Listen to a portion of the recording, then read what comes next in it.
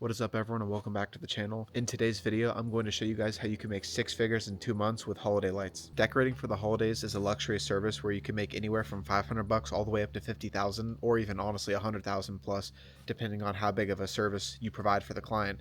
But for someone starting out, I would definitely stick in the range of 500 to 10,000 until you kind of get more skills, understand how to do each job, and master your craft before you start charging much higher prices, just to make sure that you're comfortable and are able to actually deliver on your promises to the client. The other cool thing about this side hustle is that you can actually start with zero money because you can use credit cards or you can charge customers up front for a portion of the job so that you can cover the expenses of the materials.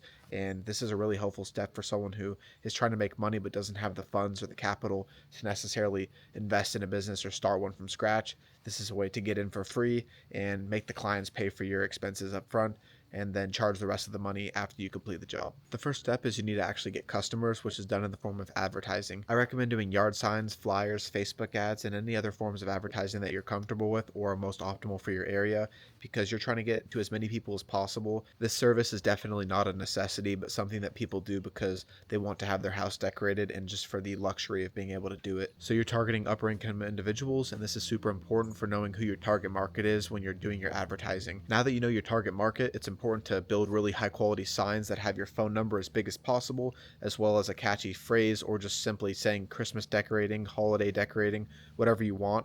But like I said, the phone number being as big as possible is important because people are often driving really fast by your signs, and if they don't see the phone number clearly, they're going to miss it and it's going to be a complete waste. So make sure your signs are visually appealing and also have the phone number to be as legible as possible from as far away as possible to make sure that your target audience is actually able to even see your phone number to contact you. When designing the flyer, you can actually put a little more detail into what goes on the flyer because these are going to be handed out to people, left on doorsteps, mailboxes, whatever. So you can put something like call for a free quote or a catchy little phrase or maybe your company name or however you want to do it.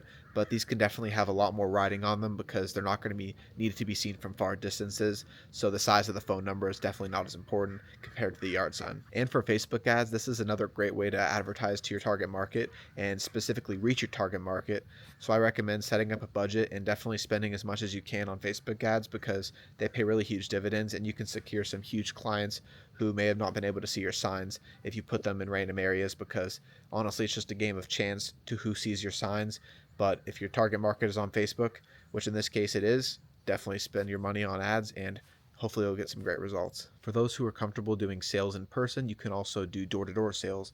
All you have to do is be able to get the gate code to these luxury neighborhoods, knock on their doors and try to sell it to them like that.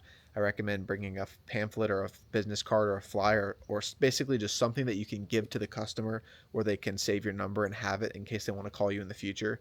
And this is a really great method because you can actually close the job on the spot as opposed to leaving out a yard sign and hoping someone calls and then having to go and quote them. But if you're not as comfortable with that, then stick to the other methods. Once you are finished advertising, now you have to wait for the calls to come in. Once you receive a call, you want to greet them, thank them for calling, and kind of explain all the different services you provide, understand what they want for the house, and you really want to make sure that you filter out the people who are not interested but are simply just calling to shop around. This is important because your time is valuable and you're not going to get paid for these quotes unless you actually go do the quote and close the job. To know how to filter out people who are not interested, I recommend saying an average of what your job costs are going to be so they understand a rough range of how much they may have to be spending, because if you explain this to them, they're immediately going to understand if that range of numbers that you provide to them is within their budget. I recommend saying the average job cost is between $800 to $1,200, and it could definitely be a lot more and it may be less, but that's pretty unlikely. But once you establish this range with the customer, it gets a pretty clear idea in their head of, are they willing to spend this amount of money? And if not, they're going to say, no, thank you, we're good. And you're going to move on and you're going to save yourself some time. If the client likes the range that you give them and that fits within their budget, then you can actually move forward to doing an in-person quote. However, there are a few important things to make sure that you consider before going to this person's house. The first important thing is to understand a rough idea of what they want done, but also coming prepared with certain numbers so that you're not blindsided or accidentally say the wrong number and therefore undershoot your estimate. So the first thing that I recommend doing is taking measurements of everything that you can via Google Earth before you actually get to the job. So the first important thing to measure is the linear footage of the roof line, and you want to take measurements of the entire roof line. So best case scenario, in case they want the entire roof decorated, you have that measurement. And depending on the difficulty of the roof, I would multiply the total linear footage anywhere between $8 and $12 per linear foot. The harder the job is, use a multiplier closer to 12. The easier the job is, use a multiplier closer to 8. And this will help you make sure that you're accurately pricing the job to make sure that your time is well paid for and the difficulty of the job reflects in the price. You can also use Google Earth and Zillow images to see how many trees they have, what type of trees they are, and estimate the size of the trees. This will kind of give you an idea of how much you want to charge roughly, because you'll be able to see the number of branches, estimate heights, and just kind of get a better idea as to what you're coming into once you actually get to this job site. Now that we've talked about the roof, I'm going to talk about how I like to price trees. There's a million different types of trees and they all range in prices due to difficulty. I'm going to start with the easiest type of tree, which is like small palm trees. And I charge anywhere between $60 and $100 per palm tree because these are very easy, honestly just require like a step stool at most, and can be done with quick speed and still look really good. So kind of use that range and just estimate it based on the height, but anywhere from 60 to 100 is a pretty good range per palm tree. Here's an example of a small palm tree that I'm talking about. For a small palm tree of this size, I would charge around $60 because this would only take a few minutes. So these are super lucrative and honestly a slam dunk if you see a bunch of these and your client wants them decorated. For larger palm trees that could be as high as 2-story houses, I recommend charging a minimum of $150 and adjust that number accordingly based on how high it is and how difficult you think it is. These aren't as lucrative because they take longer, but they look really good and add to the house. So do these if you're comfortable and if you have the right equipment, but you can definitely adjust that number based on how you see fit. For normal trees that just have a bunch of branches, you could charge anywhere from $400 all the way up to like $8,000 depending on the size of the tree. 8,000 could be for like a large oak tree, and honestly some oak trees you could charge upwards of 20,000. So these are hard to price individually unless I see the exact tree that you're talking about. However, I'm happy to help anyone in the comments if they describe the tree they're talking about. But I usually start my trees anywhere from 400 to 1200 range. That's where I would say the average tree cost is. What that includes is every branch being decorated all the way up.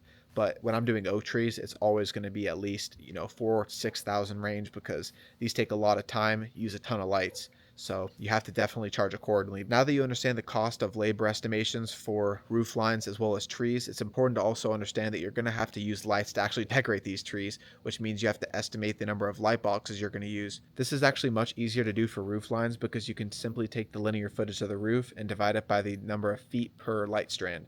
However, for trees, it's much harder because it's hard to estimate how many light strands you're going to wrap around the trees, but you can do your best guess, and I always recommend overestimating, and you can tell the client that you're going to charge X percent upfront and the rest of the percent of the job after the fact once the job is complete, and this kind of helps protect you from in case you undercharge because you can simply increase the remaining percent of the job that you charge once the job is completed. In addition to lights, you're also going to have to charge for extension cords, timers, stakes in some cases to make sure that the wires stay down, hot glue guns. So all these things are super important to think about. Extension cords are pretty easy to estimate because you can simply measure the number of feet that it takes to get from point A to point B and understand what type of extension cord you're going to use. I also recommend looking at outlets to see the number of timers you're going to need to use and also where those outlets are so you understand where to route your extension cords, because it's really good to plan and have everything thought out before the job. So when you get there, it's simply just installing rather than trying to figure things out. I like to use stakes to keep wires in the ground. However, when you get to hard ground, you'll actually have to use hot glue guns to keep the wires down because duct tape doesn't look the best and it's just not professional. Once you've estimated the total number of materials, you add that to your labor, and you also have to charge a fee to go and drive to Home Depot and purchase all these materials because time is money and it definitely takes time and money to go and get all these materials. So I recommend charging around $50 to $100 to go get the materials depending on how far of a drive it is and how many trips you have to make. If you only have to make one trip, I would say just charge 50, but if the client wants more and you have to go back a few times, then you're going to have to charge upwards of $50 to make sure that it makes sense for you guys. One important thing to understand when you're also quoting is that you have to ask for a certain percent up front and then the rest after you complete the job.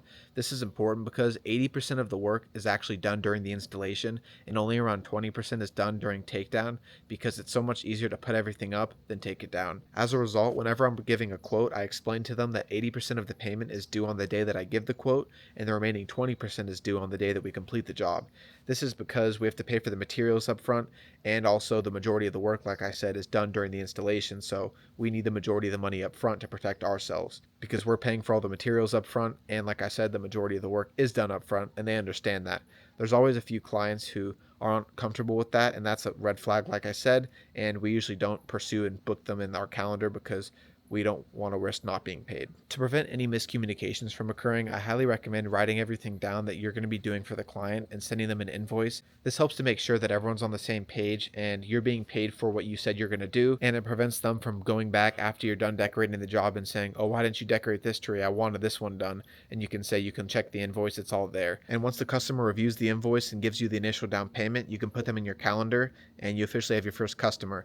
I highly recommend estimating the number of hours it's going to take you on a job and then adding at least 6 hours, especially when you're newer to this, because everything takes longer the first year because there's always things that you're going to have to figure out and obstacles that you're going to have to overcome. And that just comes with the job of starting something new, trying a new house, and you don't have as much experience in the beginning. So I highly recommend overestimating how long it's going to take you, and don't overbook yourself because you want to make sure you provide high quality work, because these initial clients are huge and are going to be the foundation of your business, because everyone in this business knows that referrals is the way to make your money, because people talk. The house that you do is advertising in itself for free, because when someone drives by, they ask the neighbor who did that house, and guess what? You did it. So your phone number is going to be associated with the house, and you're going to get a bunch of more texts and jobs as a result of your hard work. And now you can start filling your calendar up and booking out your November and December. You can also offer early bird discounts for people who want to decorate in October just to get their lights up early, so you can actually get a little bit more than 2 months out of the season.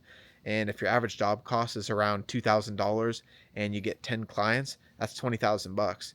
If your average job cost is $3,000 and you get 10 clients, you're up to $30,000. So $100,000 is actually really achievable, because if you get enough clients and you do your advertising early enough and you build out that calendar, you can start stacking these $2, $3, $4,000 jobs, and eventually you'll get to 100K. For the first few years, it's definitely less about the money and more about growing the book of business, because that's how you really scale, as well as hiring employees. So money is going to come in for sure, but like I said, focus on building good relationships, doing good work, and growing that book of business so that you can really develop the side hustle and turn it into a recurring revenue source. For me personally, I have a job, so I'm only able to do this on the weekends, but I'm grateful to say that I am actually booked out for every week of November and the first few weeks of December. This is because I've been doing this for over 6 years now, and I've really grown my book of business through hard work, making good relationships, and just showing the people, what it looks like to decorate their house when a professional does it. So I'm super grateful for all my customers, and I'm going to continue to document this journey. Now that I showed you guys how I did Halloween, now it's Christmas time, and we go much bigger for Christmas because we've been doing Christmas for longer. So stay tuned for videos of me documenting this process for you guys, and I hope you guys enjoyed this high-level overview of how to start a six-figure side hustle during the months of October, November, and now December. Stay tuned for my upcoming videos that are going to be me decorating and showing you guys the next steps with my Christmas business, and kind of giving you some insight on what goes on behind the scenes of running a business of this scale. And stay tuned for the next video. I will see you guys soon. Peace.